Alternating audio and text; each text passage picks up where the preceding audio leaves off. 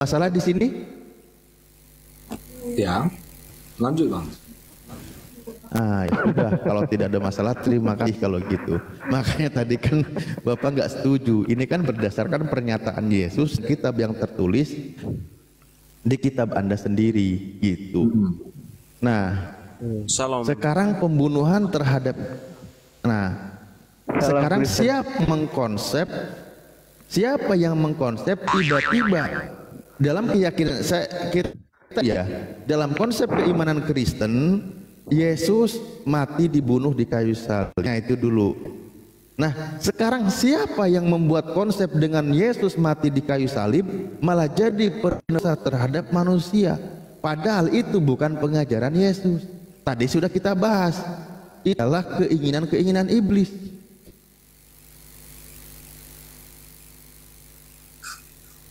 Oke Bang ya, saya bantu jawab ya. Ya silakan Ya, Bang Kristen, silakan. silakan. Nah, ditungguin emang. Silakan. Haruskah Tuhan mati? Ya harus Tuhan mati. Sebab ini kehendak Tuhan Yesus sendiri. Coba buka Yohanes pasal 10 nomor 11. Akulah gembala yang baik. Gembala yang baik memberikan nyawanya bagi domba-dombanya. Dan Yesus mengutuk keras jika ada mengaku gembala yang baik, mengaku keselamatan, sedangkan dia tidak memberikan nyawanya, dia hanya diselamatkan. Itu bukan gembala yang baik menurut Yesus. Itu Yohanes 10 nomor 12. Gembala yang baik adalah gembala yang memberikan nyawanya untuk kepada domba-dombanya. Sebab di abad ke-1 itu ada gembala yang baik bernama Yesus, dan di abad ke-6 ada gembala baik bernama Isa. Akulah gembala yang baik menurut orang yang abad ke-1. Akulah gembala yang baik yang memberikan nyawanya kepada dombanya. Sedangkan seorang upahan itu gembala yang tidak baik ya, yang bukan gembala kata Yesus. Dia itu melarikan diri, dia menyelamatkan diri dengan tidak memberikan nyawanya. Itu dari ini firman Tuhan. Itu Yesus berkata di sini. Ya, baik. Disinilah memang kawan-kawan Kristen ada beberapa terjadi kesalahpahaman. Saya izin ya, kenapa demikian? Jangankan pakai satu terjemah, mari kita kupas Pak.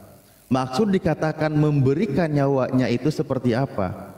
Kalau kita akan ada itu resmi di kitab Anda, di situ dikatakan apa? Akulah gembala yang baik.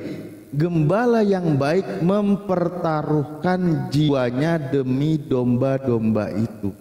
Dia mempertaruhkan jiwanya. Dia serius mengajarkan kebenaran. Dia serius mengajak umat Bani Israel untuk kembali kepada jalan kebenaran walaupun nyawanya dipertaruhkan gitu loh. Kalau Anda artikan menyerahkan nyawa, di situ tertulis literal begitu, Anda akan kena.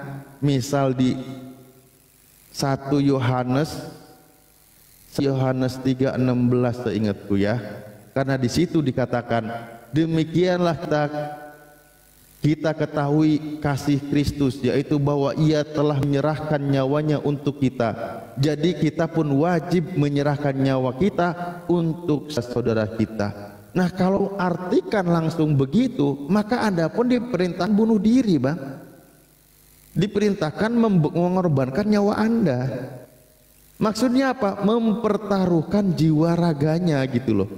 Kalau Anda lihat terjemahan versi lain aja deh, ada yang mengatakan maksudnya itu mempertaruhkan jiwanya. Itulah memang para nabi, utusan Tuhan, dia tidak mempedulikan dirinya, mempertaruhkan jiwa raganya demi keadilan dan kebenaran agar umatnya selamat, agar umatnya kembali kepada jalan yang benar. Nah kita kembali kepada pembahasan awal. Ketika masalah Yesus adalah pembunuhan terhadap Yesus bukan kehendak Sang Elohim, maka konsekuensinya adalah pembunuhan terhadap Yesus kekejian bagi Tuhan.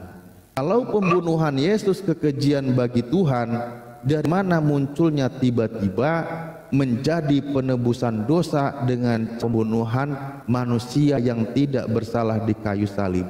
Itu udah jelas tadi pengajaran Yesus, pengajaran nabi-nabi. Konsepnya bukan menumbalkan manusia. Bang Alif ya. Halo. Ya, Halo. ya, ya. Oke. Coba berhenti di situ dulu, di bahwa kalau apa namanya pembunuhan kepada Kristus itu kekejian bagi Tuhan, setuju? Berhenti di situ dulu, Bang. Halo. Iya, setuju. Kekejian Ya, bagi setuju. Tuhan. Betul, betul. Nah, sekarang Abang lanjutkan apa tadi kata kalimatnya?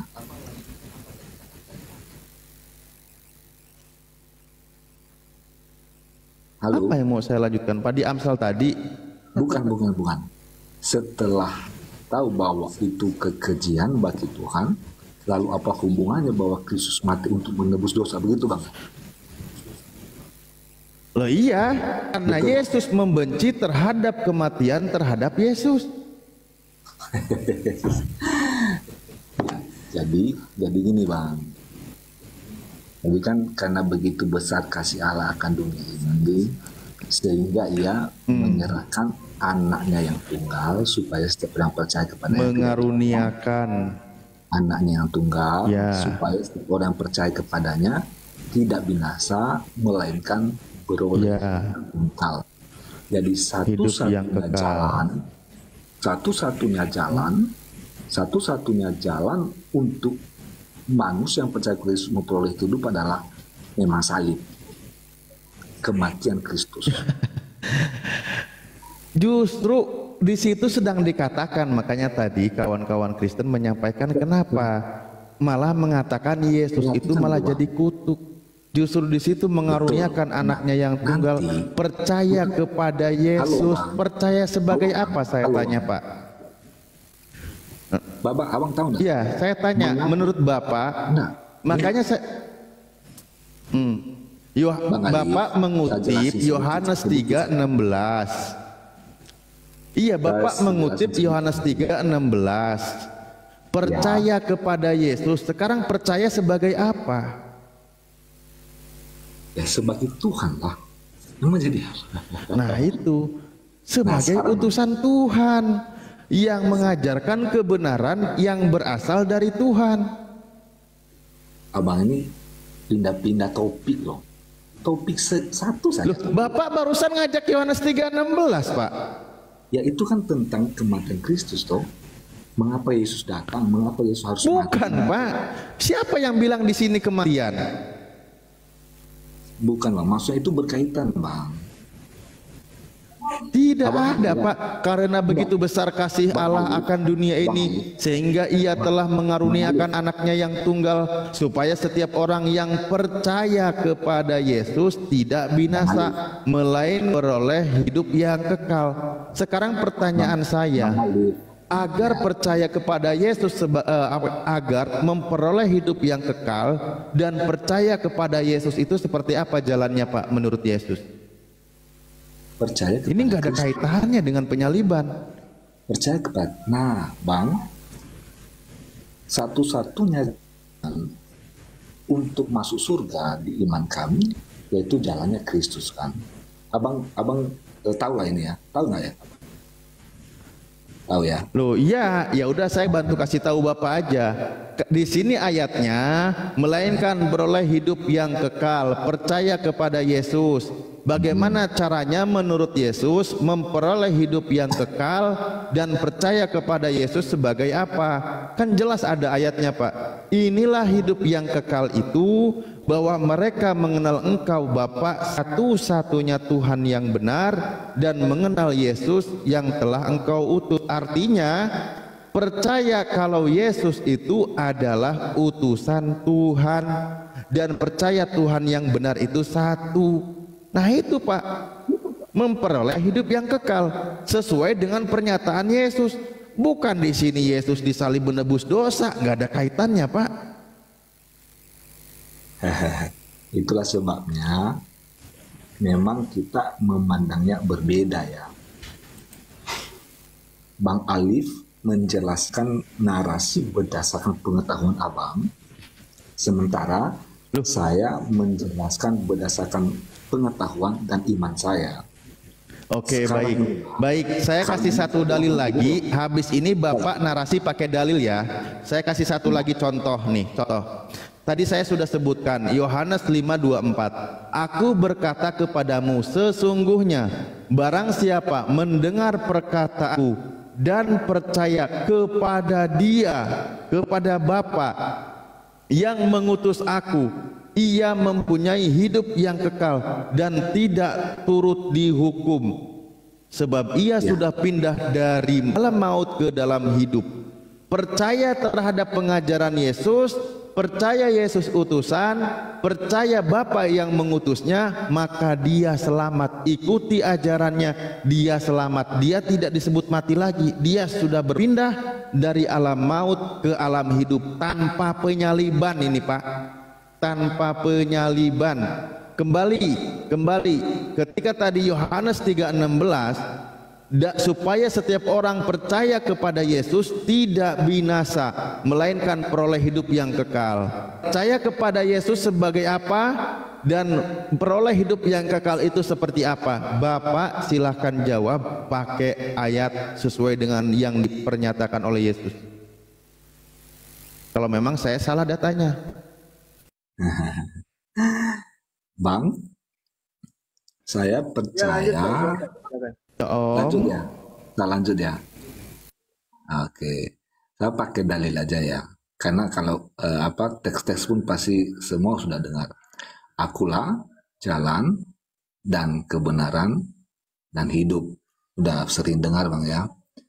Jadi saya percaya kepada Yesus itu sebagai Tuhan.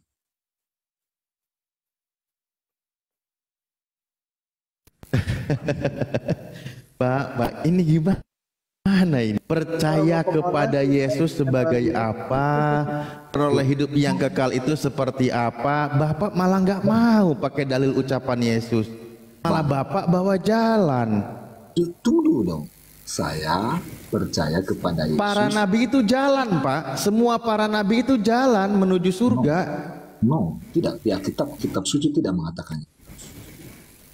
Nah, sekarang saya menjawab. Kalau Nabi bukan menyampaikan kebenaran dari Tuhan, apa fungsinya Tuhan menurunkan firman kepada Nabi Musa? Oke, agar dia selamat atau tidak? Oke, saya boleh jawab singkat ya? Ya, silahkan. Oke, kitab suci saya mengatakan bahwa hanya satu-satunya Nabi yang berani mengklaim bahwa akulah jalan, kebenaran, dan hidup.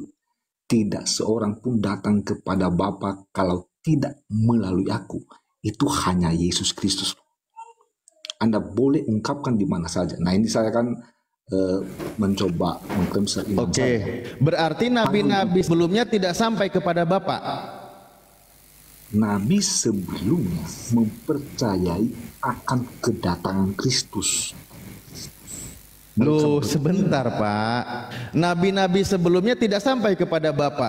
Bagaimana ketika ada Henok terangkat ke surga bersama tubuhnya, dia malah bergaul dengan Elohim. Udah sampai duluan malah sebelum Yesus datang. Iya, betul. Betul. Makanya kembali kepada ayat, jangan paksakan cari dalil yang tidak nyambung. Malah saya sendiri nyambung Pak. Saya tanya kepada Bapak, bagaimana caranya memperoleh hidup yang kekal dan percaya kepada Yesus itu sebagai apa? Karena tadi Bapak mengutip Yohanes 3:16. Bapak malah larinya kemana-mana. Enggak dong, abang yang larinya kemana-mana loh. Abang hanya nanya. Saya tanya, agar memperoleh hidup yang kekal kata Yesus bagaimana caranya? Oke, saya jawab Bang ya. Saya jawab Bang ya. Iya, ya saya tunggu Pak. Oke. Kata Yesus, akulah jalan, kebenaran, dan hidup. Itu jalan. Jadi bagaimana saya percaya Yesus, bagaimana saya mendapatkan anugerah atau hidup kekal, itu ya percaya kepada Dia, gitu. Oke. Abang jangan paksakan pikiran sekarang, abang ya. Ini serius. Akulah jalan, kebenaran, dan hidup. Tidak ada seorang yang sampai kepada Bapa tanpa melalui aku. Kan gitu lengkapnya. Ya, betul Bang. Nah, tujuannya siapa di situ Pak?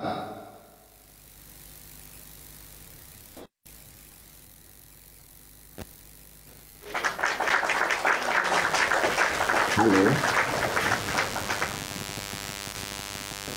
halo Bang Ali. Lanjut Pak, lanjut. Silakan didengerin. Assalamualaikum Bang Lito. Selamat malam Bang Jack. Silakan. Waalaikumsalam warahmatullahi wabarakatuh. Assalamualaikum Bang Adi, Bang Adi. Waalaikumsalam warahmatullahi. Iya. Coba. Yang menjadi tujuannya di situ siapa, Pak? Udah jelas Bang ya. Udah jelas dong itu. Jelasnya apa, Pak? Kan kata aku itu adalah Kristus Bang. Loh, akulah Yesus itu jalan, Pak. Tujuannya siapa? Halo. Iya, dengarkan dari tadi. Emang suara saya nggak ada ya? Kenceng banget Ustaz. Dengar. Kenapa malah Bapak kayak Kuping gitu ini kalau dengar mau gitu loh? kupindahin ke sebelah bawah gitu. Jelas Bang. Kan jelas ini Bang Ali. Akulah jalan, tujuannya kan ke surga Bang. Nah, iya, Yesus itu sebagai jalan. Betul. Akulah jalan, Ya. kebenaran dan hidup. Tidak ada seorang pun yang sampai kepada Bapa tanpa melalui aku. Pertanyaan saya, tujuannya siapa, Pak? Kata Yesus di situ yang jadi tujuan. Bapak dong. Nah, Bapak. Yesus sebagai jalan, bukan Ya. tujuan.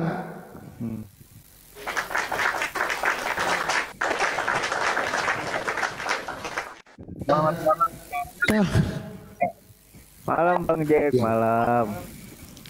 Iya, ini diskusinya nih menarik ini. Iya boleh Bang Jack, boleh. Oke. Seandainya Sebentar lah, tuntas dulu lah. Tuntas dulu. Iya, Iya belum kelar ini Bang Jupiter, Bang Jack sebentar. Terus Masya Allah, barakallah. masalahnya di mana Bang? Ya, masalahnya tujuan Pak Jupiter ini jalan apa Yesus atau Bapak? Iya. Kan untuk sampai ke Bapak kan jalannya lewat Kristus kan? Nah, lewat Yesus. Maka kata Yesus yang perlu disembah, yang harus disembah itu siapa? Tuhan Bang. Tuhan, bukan Yesus kan? Nah, Lah, kalau nyembah Bang Yesus berarti Bapaknya jalan, bukan nyembah tujuan. Bang. Nah, ini agak jauh sekali jadi apa namanya? Jadi Nah, ngapain Bapak bawa ke sini? Bapak sendiri yang bawa. bukan. Karena Yesus Iya. itu juga adalah Kok Tuhan. malah jadi bukan? Kan tadi Trituhan. Bapak yang nih, saya tanya sederhana. Bapak ketika masalah bahas penyaliban, Bapak bawa Yohanes 3:16 supaya setiap orang yang percaya kepada Yesus tidak bisa melainkan beroleh hidup yang kekal. Sekarang percaya kepada Yesus itu sebagai apa dan bagaimana caranya memperoleh hidup yang kekal? Iya. Betul Pak. Betul Bang, betul. Barakallah. Kita ini udah dibaca itu datanya. Tidak, tidak clear. Hanya persoalannya tujuannya Akulah jalan. aja kan. Kata Yesus. Nah,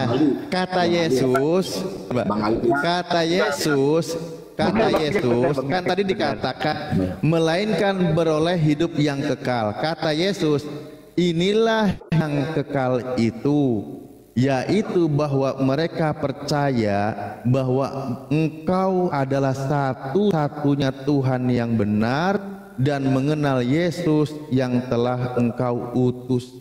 Mengenal Engkau Bapa, satu-satunya Tuhan yang benar, dan mengenal Yesus yang telah Engkau utus. Itulah hidup yang kekal. Yesus itu utusan Tuhan di situ. Oh katanya nggak ada. Oh, Tuhan yang benar itu menurut Yesus hanya satu. kalau Bang Jack. Masya Allah. Ya, iya makanya. Iya, kayak gini teman-teman ya. Anggaplah Yesus adalah jalan nih. Di akhir zaman, kalau Yesus yang menunjukkan jalan, berarti kan hanya Dia yang tahu jalan ke surga itu. Terus lantas kalian lewat dari mana? Pertanyaan saya. Bang, Kalau kami udah jelas sudah ada panduannya. Bismillahirrahmanirrahim. Yasin wal Qur'anil Hakim. Innaka mursalin ala siratim mustaqim. Jadi Nabi Muhammad Shallallahu Alaihi Wasallam itu salah satu utusan Tuhan yang berada di jalan yang lurus. Lalu dikatakan surah 4253, innaka latahdi ila siratim mustaqim. Sesungguhnya engkau Muhammad, sesungguhnya Muhammad membawa petunjuk ke jalan yang lurus. Apa itu jalan yang lurus? Dipertegas di ayat berikutnya, wa'ani buduni di surah Yasin lagi, dan sembahlah aku, kata Allah, inilah jalan yang lurus, ada siratum mustaqim. Nah begitu Pak. Ganti-gantian lah. Ganti-gantian. Jadi nanti di akhir barusan gimana sih? ganti-gantian. Kan barusan nanya, yang jawab. Ganti-gantian dulu. Silakan Jack. Ya, Silakan. Jadi nanti di akhir zaman kan kalian kan harus nanti mengikuti apa Aduh, yang ini dikatakan geser bahasannya ini. Muhammad. Jadi Nabi Muhammad lah nanti menunjukkan jalan Geser kepada kalian. bahasannya jangan geser Jack. Jack dengerin Jack, ya, jangan mic lu, geser dulu Jack. mic lu tuh suaranya kecil gitu loh. Jadi jangan geser ya. Hati-hati ya. Jangan dibangun. Tetap pada Iya, tetap jadi pada artinya, bahasannya. jadi Kalau kau ngomong nyerocos Iya, terus, suaramu nggak kedengeran. Kalau aku udah buka mic nggak kedengeran semuanya ini nanti. Gitu loh. Jadi yang sopan diskusinya yang enak gitu. Lanjut Ustaz Talib, jangan geser. Iya. Oke. Nanti di akhir zaman kalian nanti mengikuti apa yang dikatakan oleh Baginda. Tapi ngomong-ngomong Baginda sekarang udah naik surga atau gimana? Kok geser sih bahasannya? Jack, kelarin dulu Jack. Ya, kupingmu denger nggak Mungkin Jack? gini, Kupingmu itu, Jack. mungkin Enggak, udah naik di surga. mungkin apa gini, Baginda masih di- dia pengen melampiaskan omongannya. Biar dia selesai ngomongnya, kita kembali kepada Bang Jupiter aja. Nggak apa-apa dia pengen selesai ngomong kali, karena nggak bisa Nggak dipendam. usah ditanggapi si Yang Jack. membuncah Betul, Ustaz. itu. Nggak usah ditanggapi si Jack, si Jupiter aja. Alif, Enggak. Iya, itu kan udah naik di boleh surga nggak saya nih. kasih Bentar, Bang ini Jupiter lagi ngomong. Di mute dulu si ya. Jack host. Host di mute dulu. Bentar, ya. Pinter. Silakan Bang Jupiter, tadi mau ngomong. Jangan diputus-putus Makasih, Bang. Bang Jack. Silakan. Makasih, Bang. Ya, artinya saya senang diskusi ini. Saya sampaikan yang terakhir Bang, untuk Bang Alif nih. Jadi bagi kami Kristus bukan hanya sekedar utusan, betul dalam konteks sebagai manusia dia diutus oleh Bapa ke dalam dunia, jelas itu. Namun dalam sisi penyembahan, Kristus adalah Allah, Bapa adalah Allah, dan Roh Kudus adalah Allah. Itu artinya objek penyembahan kami kepada Tuhan ketiga pribadi ini, yaitu Bapa, Anak, dan Roh Kudus. Di bagian yang lain berkata bahwa aku di dalam Bapa, Bapa di dalam aku. Jadi ketika kami menyembah Kristus, Yesus, itu kami juga sudah menyembah Bapa di surga. Jadi kalau abang tadi bilang hanya Yesus jalan yang tujuannya Bapa, nah dalam konteks iman kami seperti mungkin Bang Alif memang pikiran dasar logikanya adalah seperti bahwa memang Nabi adalah utusan Allah, betul ya. Nah saya tidak menyinggung itu Bang ya, saya tidak berani ke situ. Tapi bagi iman saya dan kitab suci saya memang seperti itu Bang. Ada sisi objek penyembahan kami bukan hanya kepada Bapa, tapi ketika kami menyebut Kristus itu sudah sekaligus kami menyebut Allah Bapa pribadi beliau. Jadi penyembahan kami kepada Bapa, kepada Anak yaitu Yesus Kristus dan kepada Roh Kudus. Begitu Bang Alif, terima kasih. Oke, ya kembali ya Pak. Makanya jadi begini loh Pak bilang tadi ya. Ketika ini masalahnya adalah masuk selalu salah paham dalam hal apa yang dikatakan oleh Yesus. Karena dikatakan Bapa di dalam aku dalam, itu kan berkaitan dengan pekerjaan. Pekerjaan yang dilakukan oleh Yesus adalah pekerjaan yang dilakukan oleh Bapa. Maksudnya Bapa menghendaki sesuai dengan apa yang dikerjakan oleh Yesus. Bapak repot kalau memang meyakini bahwa Yesus adalah Bapa itu sendiri. Ketika Yesus berkata, jikalau aku bersaksi tentang diriku sendiri, maka kesaksianku tidak benar. Loh, berarti ketika Yesus berkata demikian, demikian juga Bapa. Ketika Bapa bersaksi tentang dirinya, kesaksian Bapa tidak benar. Repot, Pak. Itu kan berkaitan dengan pekerjaan yang dilakukan oleh Yesus sesuai dengan apa yang diperintahkan oleh Bapa. Itu dijelaskan oleh Yesus itu, Pak. Kesaksian Yesus tentang dirinya, Yohanes 5. Bahkan di situ di Yohanes 5, kalau kita lihat dari ayat 25, 26, 27, disebutkan sebab sama seperti Bapa mempunyai hidup dalam dirinya sendiri, demikian juga diberikannya anak mempunyai hidup dalam dirinya sendiri. Bapa hidup sendiri, anak hidup sendiri. Beda dengan Bapa, masing-masing punya kehidupan. Makanya dia katakan, aku mempunyai kesaksian yang lebih penting daripada kesaksian Yohanes. Itu dia katakan, apa yang dia sampaikan, yaitu pekerjaan yang diserahkan Bapa kepadaku supaya aku melaksanakannya. Pekerjaan itu juga yang kukerjakan sekarang, dan itulah yang memberi kesaksian tentang aku bahwa Bapa yang mengutus aku. Nah, itu Pak, tetap maksudnya dia itu satu pekerjaan. Pada prinsipnya Bapa hidup sendiri, Yesus hidup sendiri, dan Yesus diberi kuasa karena dia mengakui anak manusia di 27-nya, Pak. Nggak bisa, Pak, jangan dipaksakan. Kalau jadi Elohim itu nggak bisa. Karena justru di kita harus percaya kalau Yesus itu manusia, dan siapa manusia ini adalah utusan Tuhan. 2 Yohanes 1 nomor 7 dikatakan, kalau tidak percaya Yesus sebagai manusia, dia terus si penyesat, si antikris. Itu jelas, Pak. Percaya nggak tuh di antikris, Bang Alex? Statement sebelumnya setuju saya, Bang. Saya Bang Alif sangat memahami dengan baik kitab suci Kristen ya.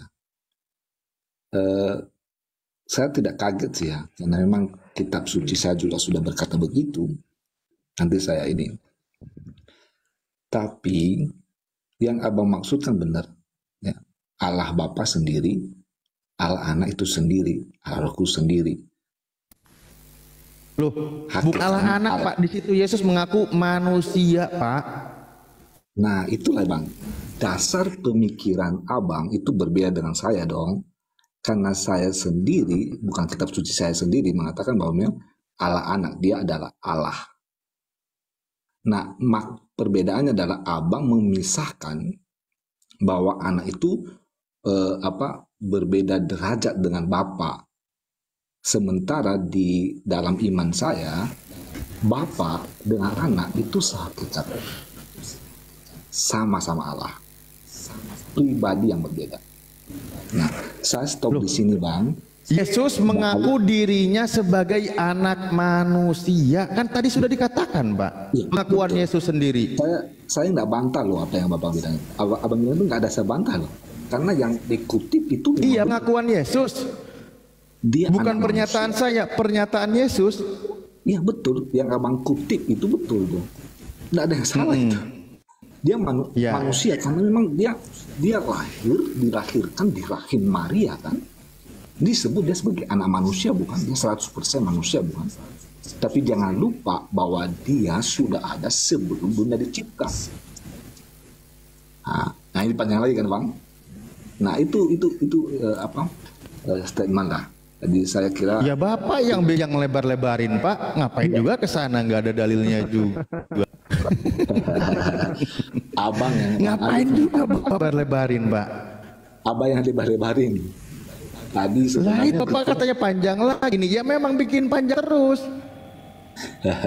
Cukup 20 cm. Persoalannya Bang Alif menggunakan cara berpikir abang, perspektif abang. Cara berpikir Bible, Pak. Lawe pribadi. Boleh bertanya pribadi? Saya bukan pakai cara pribadi, Pak, pakai cara Bible. Pikirnya pakai doktrin, bukan pakai Bible. Abang Alif mengutip ayatnya tanpa juga doktrin loh Bang ya. Dengan perspektif Abang, karena saya bilang gini loh ya. Kan Allah Bapa, Allah Anak, dan Allah Roh Kudus itu bukan doktrin loh. Itu ajaran kitab suci. Doktrin tuh Pak, nggak ada itu Pak. Makanya dicampur doktrin Bang Ardi. Di mana ayatnya Pak? Coba sini saya bongkar Pak. Bapak, kata siapa? Bapak Yesus sudah ada sebelum Yesus Bang Acil diam dulu, Bang Acil diam dulu, Bang Acil. Yesus sudah ada sebelum dunia dicipta dong. Iya, terus itu kata Kristen itu Yesus itu kan Acu, ini lagi Bang Alif dulu. Bang Alif dulu. Ya. Jadi saya kira gitu ya Bang ya, Bang Alif ya. Diskusi Yang mana yang gitu Pak? Dari statement saya bahwa memang Allah Bapa dan bagi saya Kristus adalah Allah. Begitu Bang. Terima kasih Bang Alif ya. Terima Bapak kasih untuk anti semuanya. Bapak antikris tuh. Gak percaya, buka doa Yohanes 1 nomor 7 tuh. Tadi disampaikan gitu loh. Bapak ini malah justru menunjukkan kalau Bapak ini seolah-olah antikris gitu. Nih saya sampaikan. Sebab banyak penyesat telah muncul dan pergi ke seluruh dunia yang tidak mengaku bahwa Yesus Kristus datang sebagai manusia, itu adalah si penyesat dan antikristus. Bapak bilang sebagai Allah. Dia Allah dan dia manusia, Pak. Ya. Waktu dia manusia di sini nggak tambahan Allahnya, Pak. Waktu dia di dunia, dia adalah Allah 100% dan manusia 100%. Saya kira itu Bang ya. Waktu dia di dunia. Baik. Di dalam kitab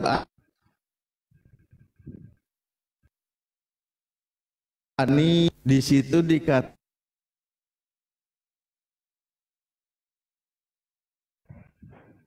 sinyal Ustaz, sinyal. Bang Ardi ada suara aku nggak? Nggak ada. Nggak ada. Jadi Ustaz Alif sinyalnya. Ustaz Alif coba cari yang agak tinggi dikit. Ya kan, sinyal kan. Mau kemana Jupiter? Ya. Baru berapa ronde? Saya harus istirahat nih, host. Terima kasih. Nah, di situ kan Bang Alif lagi bawa data itu di 2 Yohanes 1 nomor 7, coba dibaca deh Bang. Ya. Bang Abi ya. Iya. Terima kasih banyak ya Bang. Oke, sama-sama. Untuk yang lain juga terima kasih ya. Iya, sama-sama. Selamat malam Bang Arif. Sampai ketemu di diskusi yang lain. Ini Ustaz Arif belum kelar nih. Lagi naik lagi. Ya, lain harus lagi. Abang bantah kalau abang dinyatakan tuh abang harusnya abang bantah gitu loh. Loh, saya kan udah bilang Bang, saya enggak dong, saya percaya Allah itu Kristus. Iya, baik. Saya tadi lagi bilang begini, Pak. Ya, oke. Satu lagi, Pak ya. Satu lagi ini, Pak. Iya. Satu lagi begini. Saya punya pertanyaan begini, satu lagi. Yesus Kristus tetap sama, baik kemarin maupun hari ini dan selama-lamanya. Yesus tetap sama. Pertanyaan saya, siapakah Yesus? Sesuai dengan ayat yang tertulis di kitab Anda. Ibrani 13:8. Tuh, Yesus tetap sama yang kemarin, baik kemarin maupun hari ini dan sampai selama-lamanya. Benar kan Bang Ardi, Ibrani 13:8 Ustaz? Iya. Itu menunjukkan saya. ketuhanan Kristus, keilahian Kristus, bahwa ia tetap sama sebelumnya, hari ini, dan selama-lamanya. Terima kasih Bang ya. Jadi dia bukan manusia Pak. Kita tutup ya. Dia bukan manusia kok. Bapak ini nyangkal terus kalau Yesus manusia. Gimana sih? itu di sisi keilahiannya doang. Dan sekarang kan dia kan tubuh Mana di sini sisi keilahian, Pak? Nggak Dia ada kan tertulis sisi keilahian di situ. itu tubuh kemuliaan kan. Kristus sudah sama. Yesus tetap sama, baik kemarin Betul. maupun hari ini dan sampai selama-lamanya. Pada waktu penciptaan kembali, Matius 19:28 dikatakan pada waktu penciptaan kembali, apabila anak manusia turun dari tahta kemuliaannya. Itu waktu penciptaan kembali nanti, Pak. Yesus masih mengaku dirinya sebagai siapa, Pak? Kristus di surga disebut anak manusia. Lah itu anak manusia tetap sama, mau kemarin, mau hari ini, mau sampai selama-lamanya. Betul. Dia kan sudah lahir di dalam dunia ini rahim Lah Maria. iya manusia, Pak. Pengakuan Yesus itu manusia. Bang, Selama-lamanya dia sama manusia. yes, tubuh kemuliaan. Nah, sekarang kan setelah dia bangkit, Malah ke tubuh dari kemuliaan. surga, tubuh kemuliaan loh, Bang. Jadi tidak berubah, itu loh maksudnya. Dari dulu, sekarang dan selama-lamanya dia tetap Kristus. Manusia. Gitu, Bang. Gitu, Bang. Iya, dia tetap mengaku sebagai anak manusia kan? Dia anak manusia juga. Dia Allah juga. Ya, iya, mau sampai selama-lamanya dia tetap anak manusia, Pak. Sebutannya anak manusia, betul dong, dia kan anak manusia, Bang. Lah iya. Anak manusia, Bang. Nah, Terus, Mas, sebutan anak manusia ini Tuhan atau bukan, Pak? dia manusia 100%, Tuhan 100%. Ya, anak manusia ini Tuhan atau bukan? Tuhan, Bang. Dia Tuhan Oh, juga. berarti Dia Tuhannya Pak Jupiter anak manusia kalau gitu. Beda sama Tuhannya Yesus. Dia Lah iya manusia. kan, Bapak sendiri yang ngaku barusan. Saya tanya, anak manusia ini Tuhan atau bukan? Bapak bilang Tuhan. Oh, wajar. Beda Anak dengan manusia. pengajaran Yesus. Anak manusia itu kan merujuk kepada Kristus, Bang. Bang Ali. Lah iya, betul. Dia itu anak manusia dan memang dia manusia. Dan dia sama, mau kemarin, mau hari ini, mau selama-lamanya. Makanya buat Pak Jupiter, anak manusia ini adalah Tuhan. Tetapi kata Yesus di Matius 11:25 dikatakan, aku bersyukur kepadamu Bapa, Tuhan langit dan bumi. Kata Yesus, Tuhan langit dan bumi itu Bapa.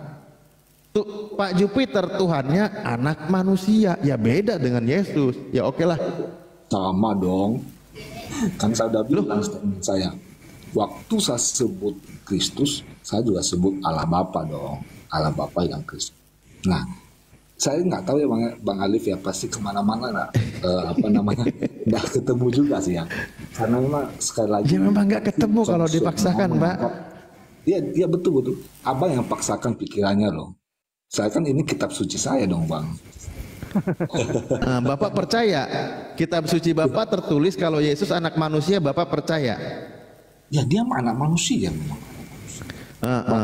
Percaya Bahkan kan? di dalam perjanjian lama juga dibuatkan anak manusia akan lahir Kristus. Nah, oke. Masalahnya di mana, Bang? Dan anak manusia bukan Tuhan kan, Pak? Saya kan udah bilang, Bang. Dia Tuhan 100%, manusia 100%. Coba di mana dalilnya kalau anak manusia adalah Tuhan pencipta langit dan bumi, Pak? Lalu, aduh saya belit-belit ya, Bang ya. Pokoknya statement Ya bukan terakhir belit-belit, kan ini pernyataan Bapak butuh dalil, Pak. Bukan butuh dalil, gimana saya. sih? Gini aja lah. Iya, susah Pak kalau dipaksakan. Kecuali kalau kita tanya sama anak manusia itu, wahai anak manusia, kau yang bernama Yesus, siapa Tuhan yang berhak untuk disembah? Kata Yesus, sembahlah Allah Tuhanmu, hanya kepadanya engkau berbakti. Selesai, Pak. Kalau saya tanya Pak Jupiter, siapa Tuhannya? Ya anak manusia tadi. Makanya nggak nyambung dengan imannya Yesus. Enggak dong. Cara berpikir abang, waktu sembahlah Tuhan alam itu berbicara tentang Bapaknya.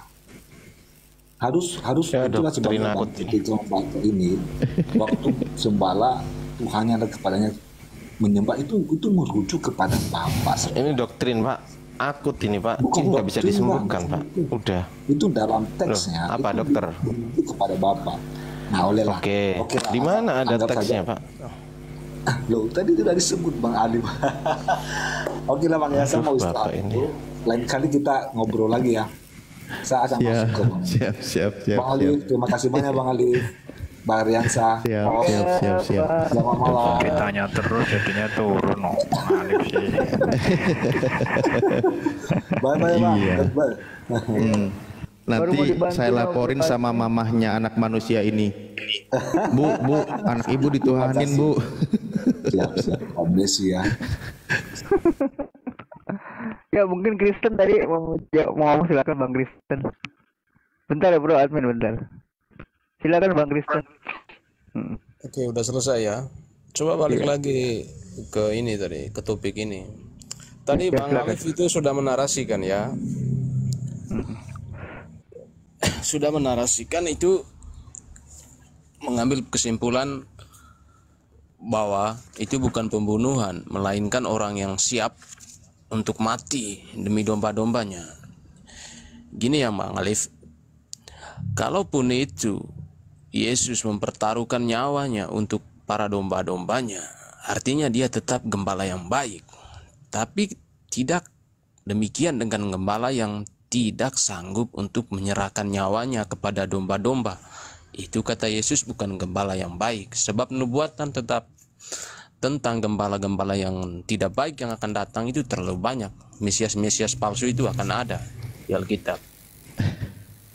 Kalau bicara apakah Yesus itu harus mati, Yesus itu harus mati. Baca Yohanes 12 nomor 27 Alif.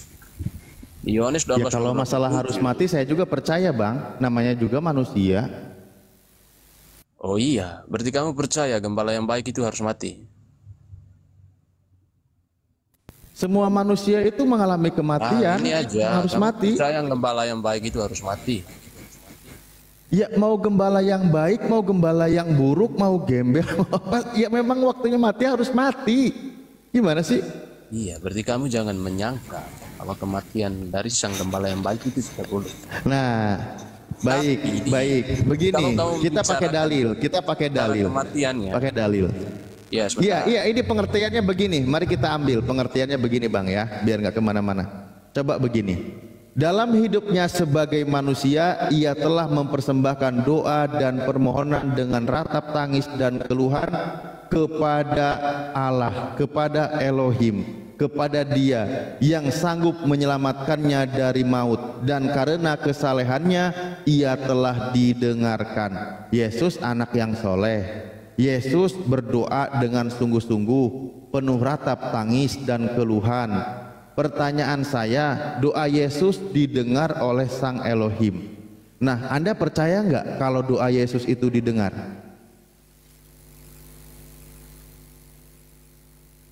Doa mana? Doa yang mana? Ibrani itu. Doa yang Ibrani mana? pasal Doa 5 yang ayat mana 7. yang kau senangi? Loh, setiap doa-doa Yesus lah.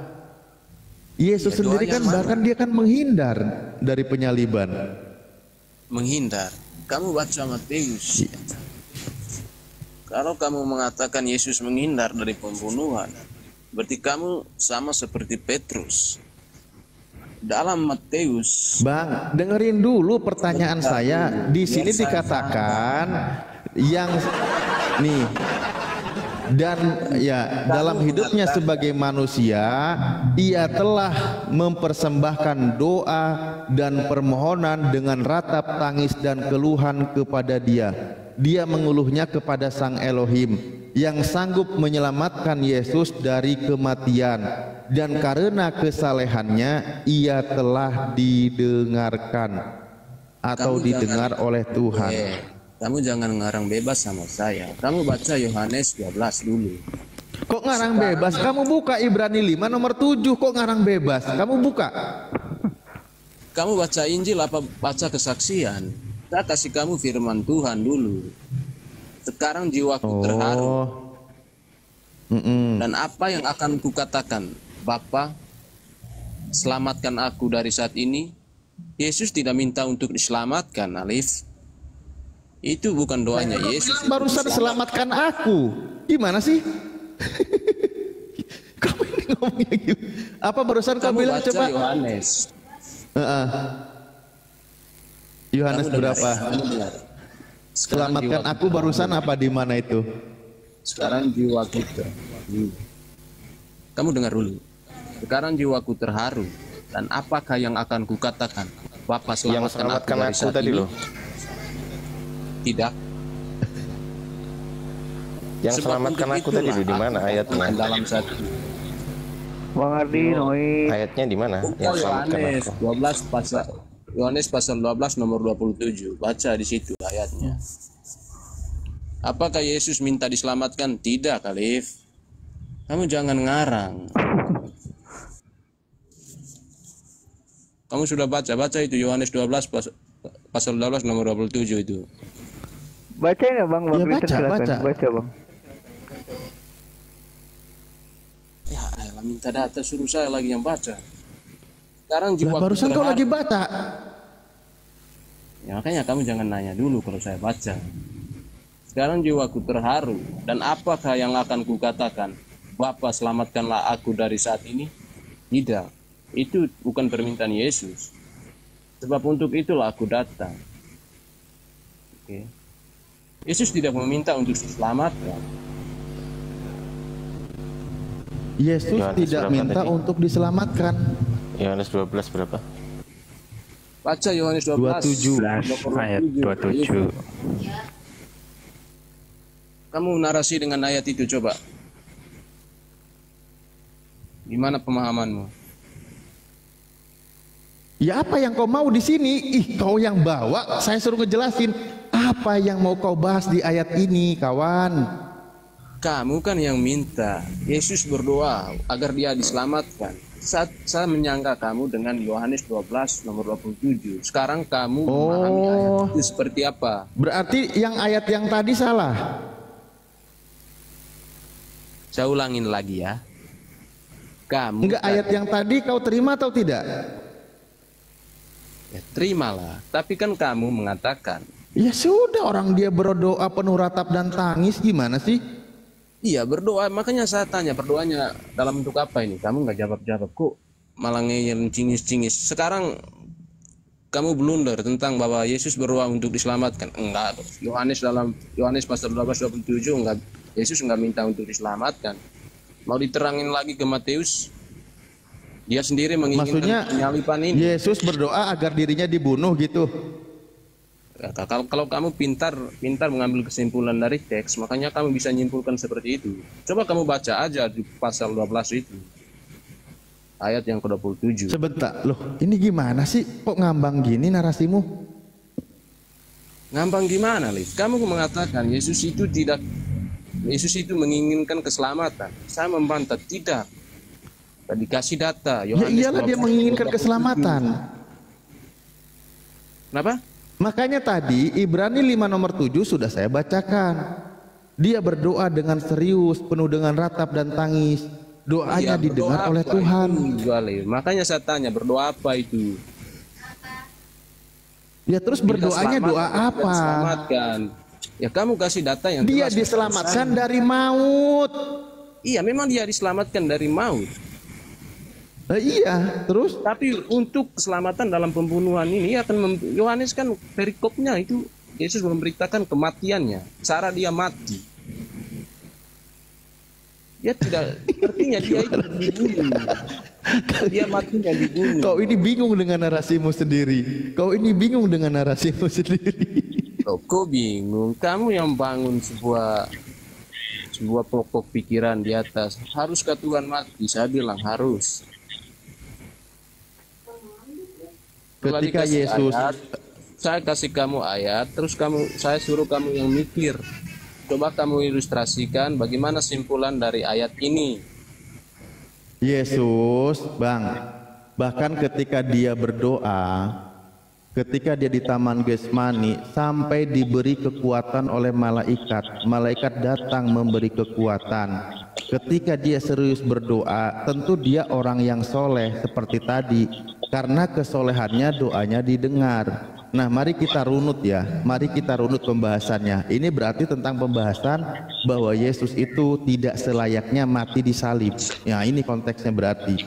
Nah, sekarang mari kita lihat contoh ketika dia katakan, maka ia maju sedikit lalu bersujud dan berdoa, katanya, ya Bapakku, jikalau sekiranya mungkin, biarlah cawan ini lalu daripadaku, tetapi janganlah seperti yang ku kehendaki, melainkan seperti yang engkau kehendaki. Ini doa orang soleh, dia pasrahkan keputusannya kepada Tuhan. Nah, sekarang Tuhan sudah mengabarkan pembunuhan terhadap manusia yang tidak bersalah itu dibenci oleh Tuhan. Artinya di sini Yesus selayaknya diselamatkan oleh Tuhan.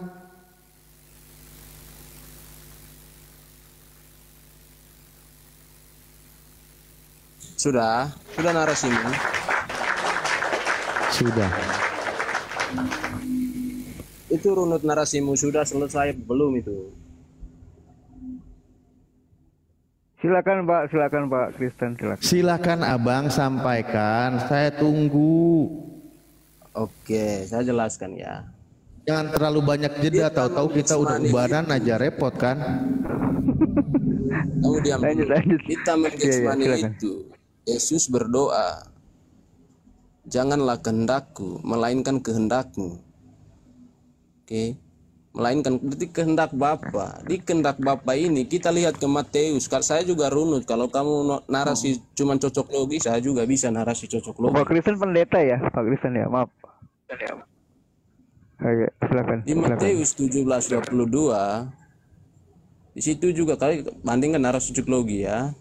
Bapa manusia itu akan dibunuh, Bapa anak manusia itu akan dibunuh, Liv. Lalu Petrus menyangkal, sama seperti kamu, Petruslah kamu. Petrus mengatakan, Tuhan, kiranya Allah menjauhkan hal itu. Apa kata Yesus di sana? Enyalah kau dari hadapanku, iblis. Kamu adalah batu sandungan. Kenapa dihardik demikian si Petrus ini, batu sandungan?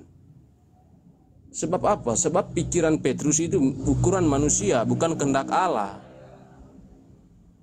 Berarti Yesus melakukan kehendak Bapanya. Berarti dia harus dibunuh. Kalau kamu menyangkal, kamulah Petrus. Makanya kata Yesus, enyalah kau iblis. Iblislah menjadi bapamu. Begitu. Yesus menginginkan penyaliban ini. Kau baca Matius 1 perikop itu biar kamu paham itu.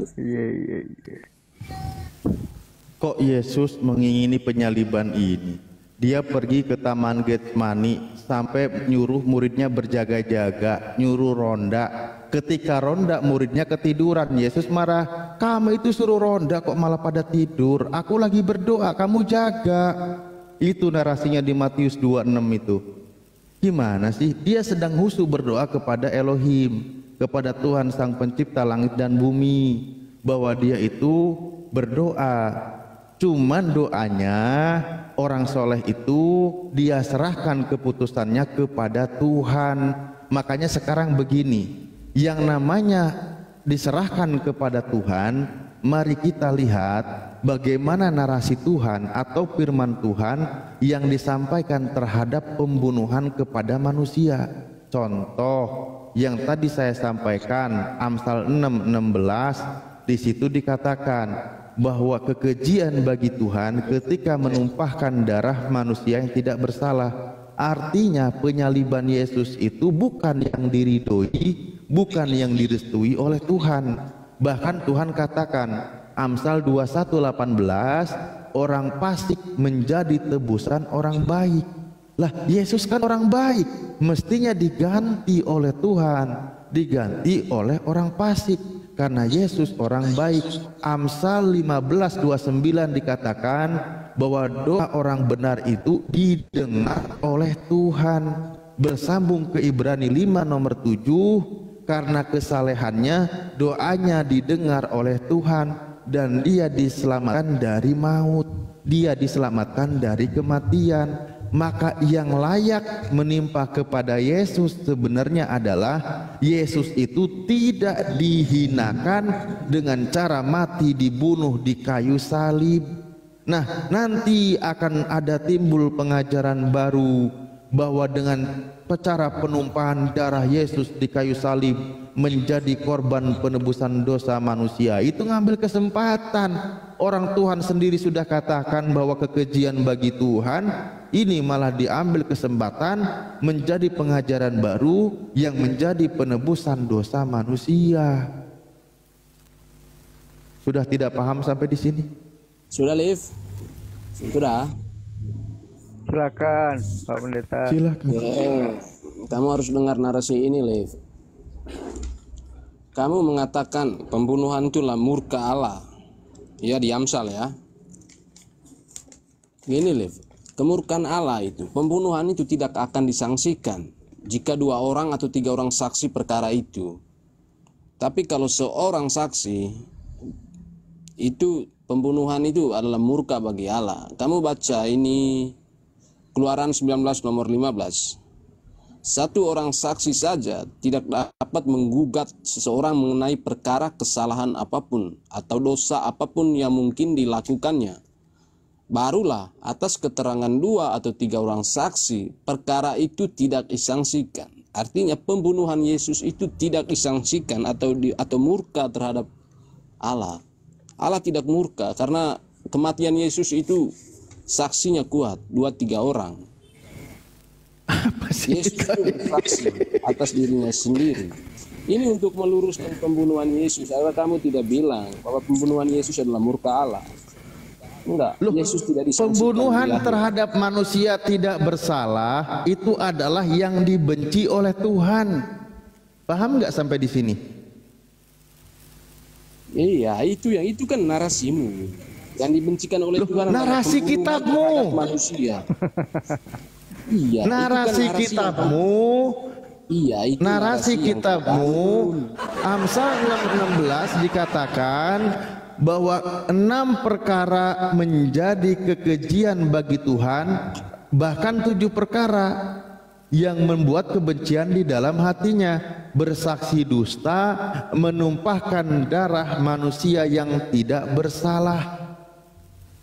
Nah, penumpahan darah terhadap manusia yang tidak bersalah adalah kekejian bagi Tuhan.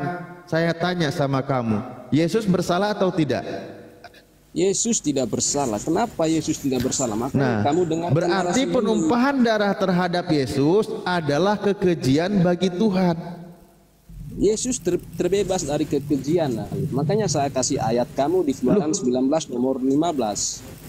Yesus, kalau Yesusnya ia terbebas, pembunuhan terhadap Yesus adalah kekejian bagi Tuhan. Alif, kekejian itu terbebaskan dari pembunuhan Yesus. Paham gak nih? Pembunuhan terhadap Yesus kekejian bagi Tuhan atau tidak? Tidak ada kekejian bagi Tuhan atas pembunuhan Yesus. Sudah saya kasih dalilnya di Keluaran 19. Berarti Tuhan sebentar. Berarti Tuhan menyepakati, merestui rencana iblis bahwa iblislah yang berusaha membunuh Yesus melalui perantaraan merasuki Yudas dan orang-orang imam-imam di sana. Kamu jangan narasi ngambang dulu, itu kemana-mana narasi. Kok ngambang? Kamu dudukkan dulu, apakah Yesus itu jadi murka atau... Aku udah duduk dari tadi. Kamu duduk, kamu harus paham dulu. Yesus itu terbebas dari sanksi pembunuhan.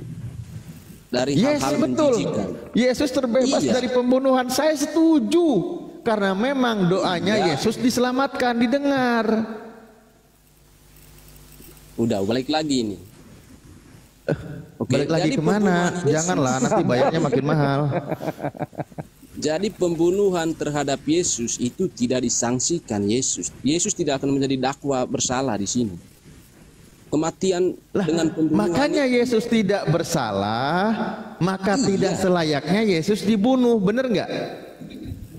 Yesus dibunuh, tapi pembunuhan itu terbebas dari sanksi, Alif. Kamu baca itu, coba kamu baca dulu.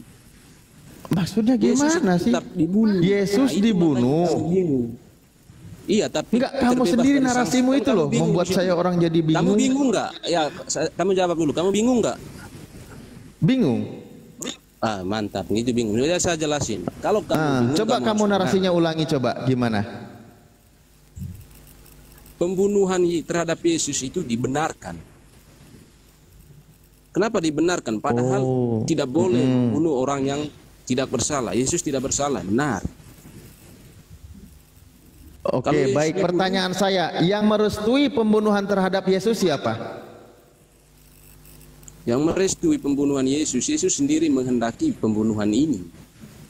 Lu kau lupa. Dengerin, Yohanes 8:44 kata Yesus, iblislah yang menjadi bapakmu karena engkau melakukan keinginan bapakmu. Ia adalah pembunuh manusia sejak semula. Nah, berarti kamu berkiblat kepada iblis. Karena yang mengingini pembunuhan terhadap Yesus adalah iblis. Kata Yesus di 42-nya dikatakan, jika Allah adalah Bapakmu, kamu akan mengasihi aku. Saya mengasihi Yesus. Saya tidak terima Yesus disalib. Saya tidak terima Yesus dihinakan. Saya tidak terima Yesus ditelanjangi di muka umum. Saya tidak terima Yesus dipaku. Saya percaya Yesus orang soleh. Saya percaya doa Yesus didengar Tuhan. Saya percaya Yesus diselamatkan oleh Tuhan. Saya tidak percaya, saya tidak mau mengikuti keinginan iblis yang berusaha membunuh Yesus. Sementara Anda sendiri malah mengakui dan mengingini kalau Yesus mati di kayu salib. Berarti benar kata Yesus, iblislah yang menjadi bapakmu. Kamu salah bapak, saudaraku. Oke, sudah narasi Alif. Jikalau Allah adalah Bapamu, dengar, kamu harus dengarin. Jikalau Allah adalah Bapamu, kamu akan mengasihi aku, sebab aku keluar datang dari Allah, dan aku datang bukan atas kehendak Yesus sendiri, melainkan Dialah yang mengutus aku yang bersaksi dalam diri Yesus. Ketika Yesus menginginkan penyaliban itu, bukan Yesus yang berkehendak di situ, Alif, Allah Bapa. Jika kamu sudah percaya Allah Bapa, Iblis di situ. berarti yang Baca mengatakan 41. Oke, berarti yang mengatakan pembunuhan itu harus terjadi iblis. Baca di 41. Berarti pembunuhan ini, menginginkan pembunuhan ini iblis. Baca di 40. Kamu harus jawab dulu. Yang menginginkan pembunuhan ini iblis. Ya, Tadi udah iblis, dijawab. iblis. Berarti Yesus adalah iblis. Yang mengingini membunuh Yesus itu iblis. Yesus mengingin penyaliban ini. Berarti Yesus adalah. Nah, ini kamu berarti mengikuti keinginan iblis. Bentar, dari mulut Yesus. Dengerin saya bilang ya, dengerin. Dari 40. Tetapi yang kamu kerjakan, dengerin. Kamu jangan ajarin saya, kamu harus dengar. Kamu jangan Oke, ngajarin kamu saya. baca nomor 40-nya. Kamu baca 40-nya. Saya bertanya kepada kamu dulu. Saya menjawab menginginkan pertanyaanmu penyaliban. dulu. Yesus Tidak ada. menginginkan penyaliban. Apakah Yesus itu iblis? Tidak ada. Kalau kamu Di jangan sini kejam-kejam, kamu jawab iya dan dikatakan- tidak aja. Kan udah jawab tidak. Oh, berarti kalau tidak, berarti iblislah bapakmu karena kamu menuruti kehendak. Loh, gimana ceritanya? Ini Di kamu dalam konfirmasi. kitab Anda. Nah, Kamu di dalam konfirmasi kitab dulu. Anda. Loh, saya sudah jawab. Dengerin ya, dengerin anak baik, dengerin. Di dalam kitab Anda, saya runut beberapa ayat ya. Dari misal Matius 3:16-17 dikatakan, apa di situ dikatakan Yesus?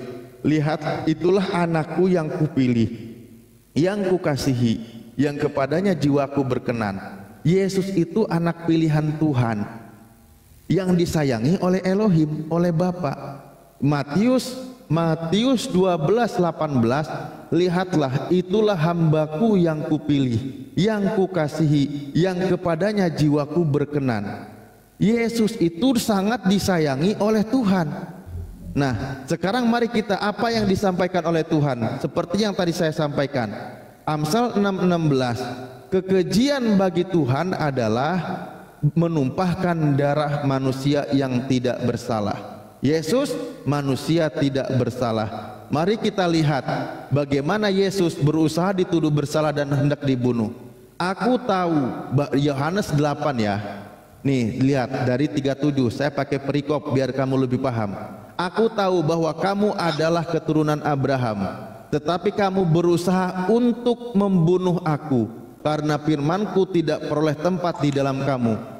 Apa yang kulihat pada Bapa, itulah yang kukatakan, dan demikian juga kamu perbuat tentang apa yang kamu dengar dari bapakmu. Ini membedakan, Yesus membedakan antara bapaknya Yesus dengan bapaknya ahli-ahli Taurat atau orang Yahudi.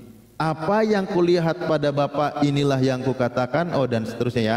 Jawab mereka kepadanya, Bapa kami ialah Abraham. Mereka masih salah paham. Kata Yesus kepada mereka, jikalau sekiranya kamu adalah anak-anak Abraham, tentulah kamu mengerjakan pekerjaan yang dikerjakan oleh Abraham. Tetapi yang kamu kerjakan ialah berusaha membunuh aku. Aku seorang yang mengatakan kebenaran kepadamu, dan seterusnya. Nah, kamu mengerjakan pekerjaan bapakmu sendiri, kata Yesus. Berusaha membunuh Yesus, kata Yesus, kamu mengerjakan pekerjaan bapakmu sendiri. Karena Yesus teruskan, jikalau Allah adalah bapakmu, kamu akan mengasihi aku. Sebagaimana tadi di Matius, anakku yang kupilih, yang kukasihi. Maka Yesus itu selayaknya dikasihi, bukan dibunuh. Ikuti ajarannya. Nah, di ayat berikutnya dikatakan, apa kata Yesus? Iblislah yang menjadi bapakmu. Jadi yang kamu lakukan ia adalah mengikuti kehendak bapakmu. Siapa kata mereka? Iblis. Kata Yesus, iblislah yang menjadi bapakmu, dan kamu melakukan keinginan-keinginan bapakmu. Ia adalah pembunuh manusia. Pembunuhan perencanaan terhadap Yesus adalah mengikuti kehendak iblis. Maka ketika Kristen Ronaldo mengatakan, mengakui, mengimani kalau Yesus dibunuh adalah kehendak Bapa, ya saya ikuti. Cuman kata Yesus, bapaknya di situ adalah iblis. Iblislah yang menjadi bapakmu. Silahkan. Silakan Pak Pendeta. Oke, sudah Liv? Sudah? Sudah apa belum? Belum. Sudah, bentar, 2 jam lagi. Udah Pak Pendeta. Saja dari Kejadian sampai Wahyu sudah. Sudah apa belum nih? Kalau sudah, dengarin ya. Ya, dengarkan. Silakan. Kamu menguatkan untuk Yesus kamu dudukan tidak disalib dengan membaca Yohanes 8:37. Itu perikopnya keturunan Abraham yang tidak berasal dari Allah Bapa. Ya, ada keturunan Abraham yang berasal dari Allah Bapa, ada keturunan yang Abraham yang tidak berasal dari Allah Bapa, yaitu bapamu iblis. Ya. Kalau kamu memuliakan Yesus seperti yang kau bacakan di Matius tadi, kepada ia aku berkenan, kepada ia Bapa mendengarkan. Kalau kamu memuliakan Yesus, kamu jangan jadi Petrus. Oke? Kalau kamu jadi Petrus mengatakan kiranya Allah Bapa menjauhkan hal penyaliban itu. Yesus enggak mau. Kenapa Yesus enggak mau? Malah Yesus mengutuk Petrus, kayak kamu lah, Liv. Jika kamu tidak menginginkan penyaliban ini, hanyalah kau dari hadapanku. Hai setan iblis, kamu adalah batu sandungan. Kamu dijadikan batu sandungan di sini, Liv. Kalau kamu menyangkal penyaliban, ya Yesus mengatakan demikian, kau adalah batu sandungan. Ya, Liv. Ya, ini Bang Andi.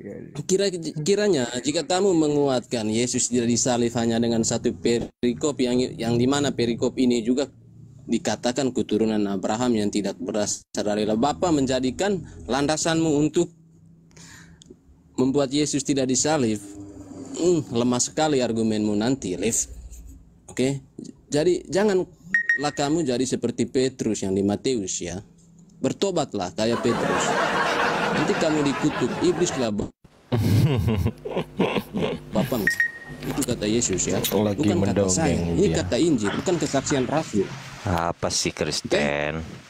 Sudah, kamu narasi Gak boleh gitu. Ya, lanjut silakan. Boleh. Ya, Kristen, bela terus bapakmu, bela terus. Bela terus bapakmu yang berusaha ingin membunuh Yesus. Ustaz. Kenapa? Kresek. Tapi Petrus bertobat, Lev. Iya, silakan Ustaz. Selamat malam semua. Cek. Kresek. Malam Bang Jus. Ya. Udah bagus sekarang, udah bagus. Ya. Oke, makasih Om semuanya. Selamat malam semuanya. Iya, Bang Mengenai Jus. ini narasinya Yesus harus ke Yesus mati ya. Ininya topiknya ya. Bukan, haruskah Tuhan mati, Pak? Aku tidak menyebutkan nama di situ. Oh, perfeksinya dalam artian Tuhan ini bagi kami umat Kristen. Saya dari Kristen, Pak. Tuhan ini sama dengan Yesus, Pak. Karena itulah sebelumnya ada bahasa itu, ada doktrin kami yang disebut Trinitas, Pak. Gitu loh. Itu pemahaman kami bagi orang Kristen, Pak ya. Pemahaman kami bagi orang Kristen, saya orang Kristen. Kenapa Tuhan harus mati? Karena Tuhan itu yang menjelma menjadi anak manusia untuk menyelamatkan manusia dari dosa, Pak. Gitu loh. Nah, disitulah ada dinubuatkan oleh para nabi sebelumnya.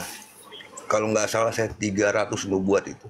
Bapak boleh searching di Google, saya mungkin nggak akan baca satu-satu ya. Salah satunya ini Pak, maaf ya. Dia mau masuk Mas Ardi. Ya Bang Ardi boleh, silakan. Apa ini? Orangnya mau ngomong apa? Host, izin host ya. Enggak. Alah, Abi. Alah. Memang lu ya. Silakan Pak, Enggak. lanjut. Nah, dia malah lagi ini googling. Ya, Kristen, jangan googling, Kristen, Pak. terus Iya, bela Kristen dulu bapakmu ya. Sesuai dengan perkataan Yesus di 4-4-nya. Ini- Siapa bapakmu di situ? Perspektif kami sebagai orang Kristen, Pak, gitu loh. Ini Pak Pendeta loh ini, Pak. Keimanan kami, Loh, Pak, Jul. gitu loh. Bukan, Itu harus iya betul. Betul. Ya Pak Kristen bolehlah pendeta, tapi saya punya pemahaman sendiri Pak, gitu loh. Iya. Pemain bola. Jadi emang kalau Tuhan itu yang menjelma menjadi manusia, yang untuk menebus dosa memang harus mati Pak. Itu ada nubuatnya Pak, sebelumnya Pak, gitu loh. Nanti kalau nggak mati nggak Dan bisa ya juga Pak? dengan darahnya dia menebus dosa Iya, Pak. manusia Pak, gitu loh. Pak, Kenapa? kalau nggak mati, Tuhan nggak bisa menebus Iya. dosa. Loh, kalau Tuhan berbentuk Tuhan Pak datang ke bumi ini, ke dunia manusia, hancur semua Pak. Terus terang aja Pak. Enggak. Pertanyaan saya gini, kuasanya Iya. Tuhan itu kira-kira sampai kepada alam kematian, sampai kepada bumi atau enggak sampai, Pak? Kuasanya, yang saya tanya kuasanya Sampai, bukan Pak. Tuhannya ya. Sampai Pak. Sampai. Nah, kenapa kok Tuhan harus mati sedangkan dia punya kuasa? Ini siapa sih berisik ini? Nah, Joel, itulah, Pak. TV-nya dimatiin dulu dong, Bang, Joel. TV-nya dimatiin dulu kalau TV-nya matiin dulu dong. Oh iya, Tuh. sorry. kenceng suaranya. Iya, ini. Oke. Komentar kenapa dimatiin? Oke, saya mute dulu Bentar ya. dulu, bentar. Oke. Udah gimana Pak? Ya berarti kuasanya Yesus itu, kuasanya Tuhan itu hanya bisa mengampuni ketika dia berubah menjadi manusia. Sedangkan ketika dia tidak menjadi manusia, kuasanya nggak sampai ke bumi gitu, nggak bisa mengalahkan alam maut gitu. Bisa Pak. Nah, bisa kan? Bisa. Nah, terus kenapa harus jadi manusia? Katanya harus. Kata harus itu wajib loh Pak. Harus jadi manusia. Kan gitu. Dinubuatkan Bapak. Untuk menebus dosa manusia waktu zaman pada saat itu. Biar semangat, biar sembuh. Enggak aku lagi enggak Itu enak terlalu badan. banyak dosa mungkin. Pak. Gitu loh. Iya gimana Pak, gimana? Yaudah kita ikuti Pak. Bapak maunya gimana? Yaudah lanjut dulu, silakan narasi Pak. Jadi Yesus ini memang Allah Pak. Hanya saja keilahiannya dibatasi karena sebagai manusia.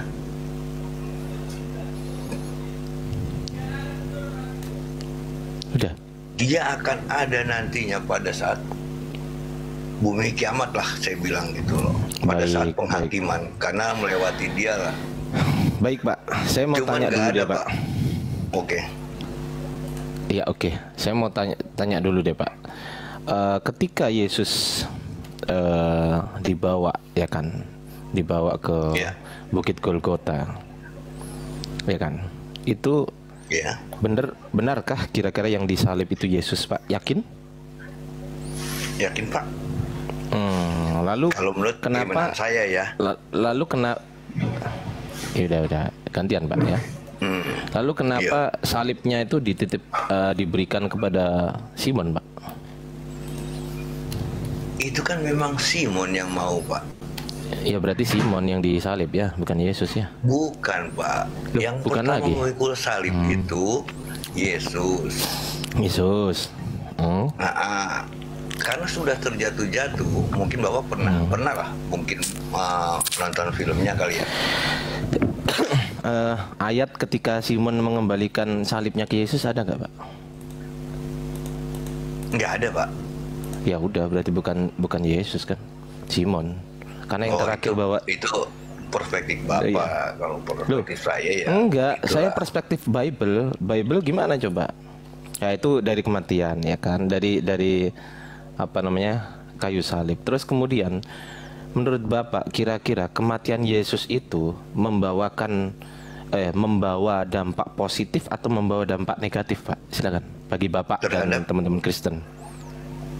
Positif. Bapak dan teman-teman Kristen positif. Baik. Menurut saya. Bukan terhadap teman-teman, saya nggak tahu pandangan mereka seperti positif apa. Ya Pak ya. Positif ya Pak ya. Pribadi saya, betul Pak.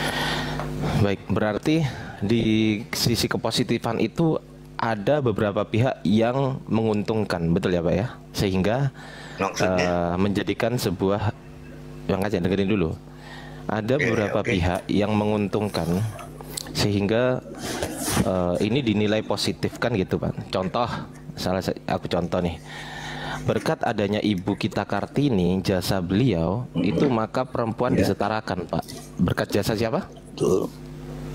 Ibu kita Kartini. Itu loh Pak yang yang lagunya dari yakinku teduh. Betul. Jelek. Oh itu loh. Nah intinya lagu itulah. Ya kan lagunya Ibu kita Kartini itu. Iya. Betul. Kok gitu sih? Iyain aja. Enggak lah. Ibu kita Kartini itu loh yang bener. Nah gitu ya. Oke lanjut ya Pak. Jadi sekarang saya mau tanya Pak, siapakah Pak menurut Bapak pihak-pihak yang memberikan Bapak keuntungan sehingga sehingga Yesus bisa disalib Pak gitu. Ini kan keuntungan nih Pak. Iya. Positif kan? Iya. Nah, siapakah pihak-pihak yang memberikan kepositifan tersebut Pak? Silakan. Maksudnya pihak-pihak di mana Pak? Saya nggak ngerti nih pihak-pihak. Ya pihak-pihak yang mendukung. Iya, pihak-pihak yang mendukung penyaliban Yesus gitu loh. Itu kan positif buat Bapak penyaliban Yesus itu, ya kan? Nah, itu loh. Itu siapa saja pihak-pihak yang berjasa gitu loh Pak terhadap penyaliban Yesus. Kan positif. Nah, siapakah pihak-pihak yang berjasa Pak? Iya, betul Bapak. Itu bukan berjasa Pak, itu sudah ada nubuatnya Pak. Itu penggenapan Pak, penggenapan nubuat Pak. Iya, saya tahu. Maksud saya berjasa atau enggak itu? Enggak berjasa berarti. Enggak dihitung sebagai jasa. Aduh, Bapak berjasanya dalam bentuk apa dulu? Saya masih nggak Tadi paham. katanya, tadi Bapak katanya sepakat sama saya bentuknya positif. Kalau positif itu kan jasa kan? Oh, belum tentu. Ya udah deh, maunya gimana?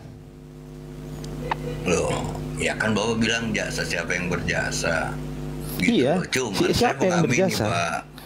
Iya, dengan adanya kematian Yesus, Anda jadi punya Tuhan, kan gitu. Kalau Yesus nggak mati, Pak. Kalau Yesus nggak mati di tiang salib, kira-kira Bapak punya Tuhan nggak? Punya. Misal nih ya, misal Yesus nggak jadi mati di tiang salib, ternyata nggak mati nih, beneran nggak mati. Nah, Bapak jadi punya Tuhan Yesus nggak? Punya. Ya, gimana caranya? Wong kata nggak bisa menebus dosa kok. Gagal penebusan dosa itu? Coba. Ya makanya Gagal nggak? bukan gagal. Kalau Yesus Itu nggak mati, kalau Yesus kan, Pak. ya dengerin Pak. Kalau Yesus nggak mati, gagal nggak penebusan dosa itu, Pak? Bapak bisa mentakdirkan itu, Pak. Saya tanya dulu, Pak. Kalau Yesus nggak mati, Pak, gagal nggak penebusan dosa itu, Pak? Kira-kira menurut Bapak? Ya itu menurut manusia mungkin. Loh, menurut Bapak, saya tanya Tapi Bapak udah aja deh.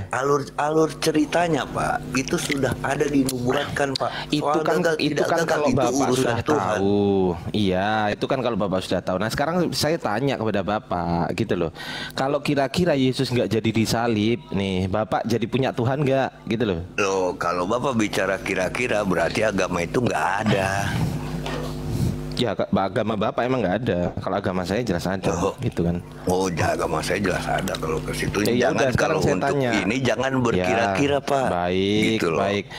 Di agama tuh nggak boleh kira-kira, Pak. Baik, Jangan terlalu Pak. serius, Seandainya Yesus tidak jadi disalib, Yesus mati atau hidup, Pak? Loh, kok Bapak bisa kira-kira seandainya kok udah dibuatkan, udah terjadi gitu loh. Mana nubuatnya, Pak? Di mana, Pak? Banyak, Pak. Nah, Iya, di mana? Saya hanya Oh, di Lukas 24 ayat 44 itu ya, Pak ya? Bener nggak? Lukas 24 ayat 44, 45, 46, bener nggak, Pak? Pak Pendeta bantuin itu. Ya udah, aku open cam ya. Aku open cam, kasihan Pak Pendeta ini. Assalamualaikum warahmatullahi wabarakatuh. Salam. Theodor, daftar api lu. Lu kenapa nggak daftar api? Theo, Daftar. sendal gua ada nggak di bawah? Warna Bang pink. Anda, Abang Dardian. Pak, Itu belum coba lihat sini, keluar Pak. KTP yang baru itu loh. Kenapa ya?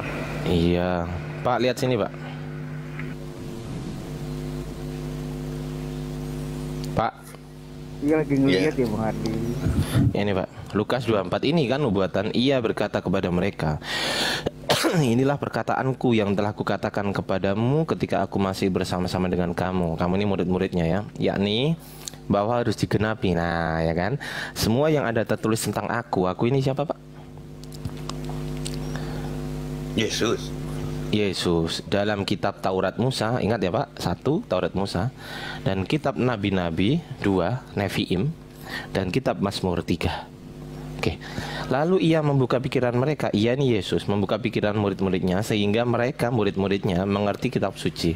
Katanya Yesus kepada mereka, ada tertulis demikian, Mesias harus menderita dan bangkit dari antara orang mati pada hari yang ketiga. Sekarang saya mau tanya Pak, ini firman Tuhan atau bukan firman Tuhan, Pak?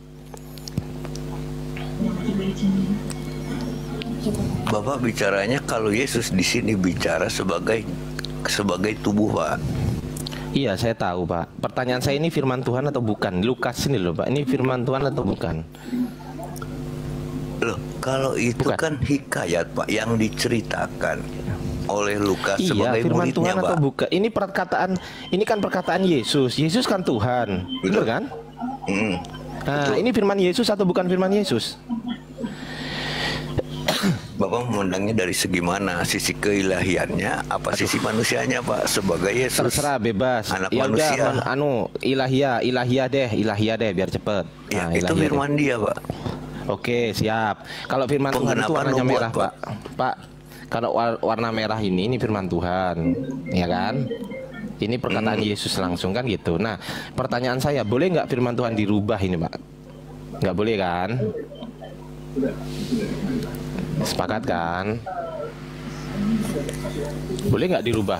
Atau boleh? Jangan-jangan. Itu Bapak dari mana Pak? Dari Alkitab mana Pak? Itu. Loh, Lukas ini loh Pak, Lukas 24 ini. Kitab Sabda lah. LAI lah. Sak mana sih? Coba, Mesias harus menderita dan bangkit dari antara orang mati pada hari yang ketiga. Tolong Pak tunjukkan saya dalilnya ini di kitab Taurat Musa, di kitab Nabi-Nabi dan kitab Mazmur. Ini kan Yesus ngomong, semua yang ada tertulis tentang aku dalam kitab Taurat Musa, Nabi-Nabi dan kitab Mazmur. Kan nubuatan. Nah, tunjukkan kepada saya nubuatannya ini, Pak. Katanya Tuhan harus mati. Nih, Pak. Ya, katanya Tuhan harus mati. Nah, di mana tertulis Mesias harus menderita dan bangkit dari antara orang mati pada hari yang ketiga? Di mana tertulis, Pak? Bentar, Pak ya. Ya, silakan.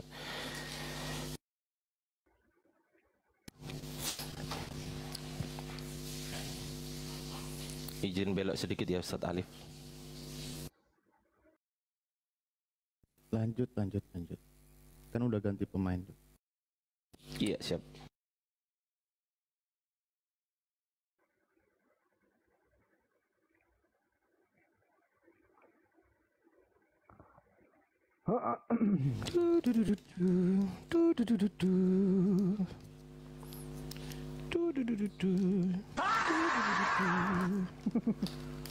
Buset, kaget aku.